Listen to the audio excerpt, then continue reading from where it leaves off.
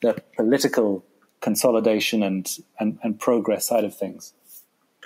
Well, for a long time, people were saying that the country that got this right, that had a nation state sort of ideal outcome was Tanzania. And, what's happening right now shows that that was maybe a fast conclusion without due scrutiny being exercised by those who were defending that was the model. I don't think there is a model. Even countries that, apparently have been very successful in terms of inclusiveness and managing a political system properly, all of a sudden run into difficulties. A couple of examples. Benin was considered like an absolute example in terms of inclusive democracy. All of a sudden you see what is happening right now is a bit disappointing because you have opposition completely stifled from being able to participate.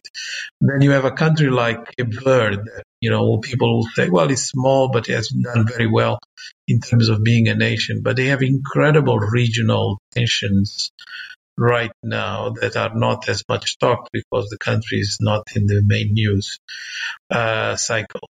And then you have a country that has been considered also as extremely peaceful and without any conflicts for a very, very long time, like Zambia or Botswana or Namibia, these three, neighbors.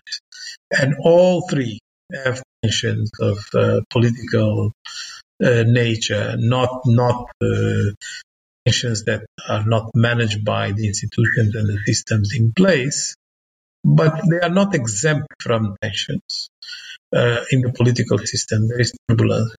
So you can see that it's difficult to elect a country as the absolute example of success. Maybe Seychelles, but that will be a very small example. I mean, I guess different countries are doing it at different speeds. At one point, people thought Morocco was doing interesting things in inclusivity. It certainly seems to have been paying more attention to previously neglected parts, such as the north around Tangiers, and also, doing a lot of social housing to pull up previously ignored parts of the population. And yet even in Morocco, the tensions are incredibly high, and even in the areas like in northern Morocco where they're supposedly done so much intervention.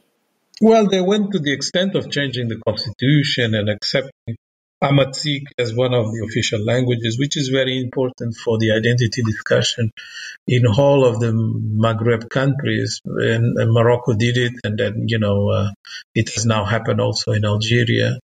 Yes, there are attempts, and I think you are right. Morocco has been, I would say, proactive in dealing with some of these issues, but the tensions are fantastic.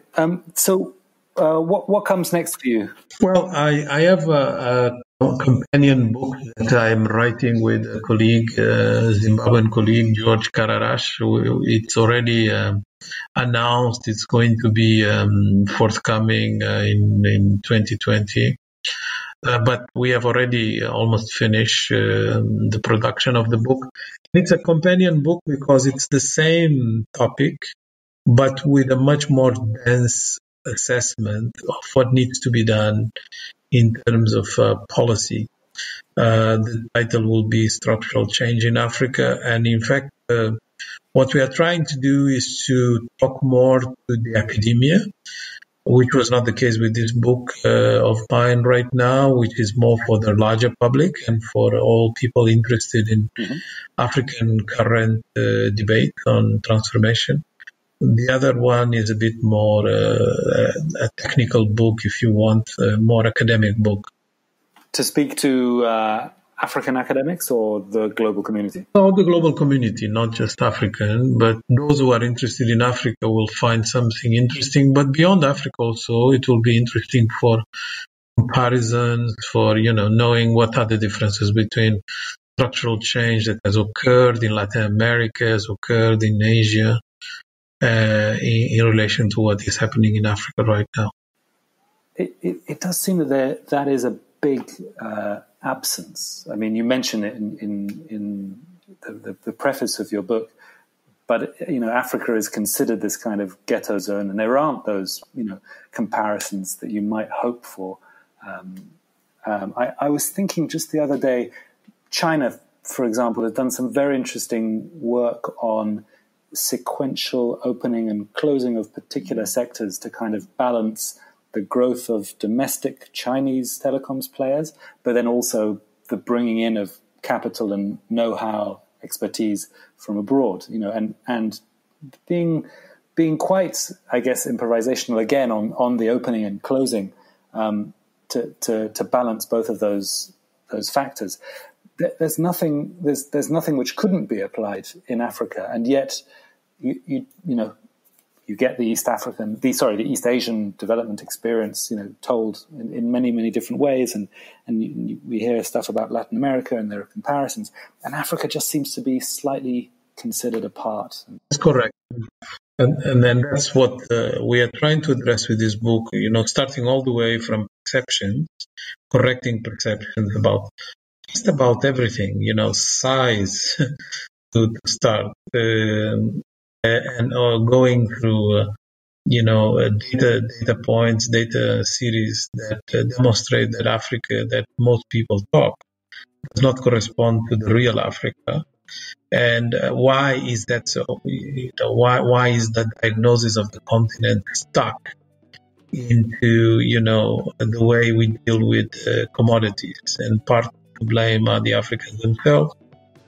Partly to blame are the policies, partly to blame is just incorrect views fomented by wrong pundits or pundits that get it wrong.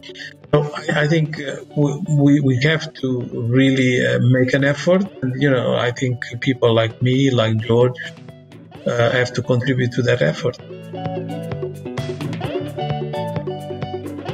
That's all for this week. Our thanks to Carlos Lopes, and many thanks to you for listening. If you've enjoyed it, please do rate us wherever you get your podcasts. It helps others to find us. For more, do join us on our Facebook page or Twitter at The Africa Report. I'm at Nick Norbrook, and do sign up to our free daily newsletter so that you don't miss a beat.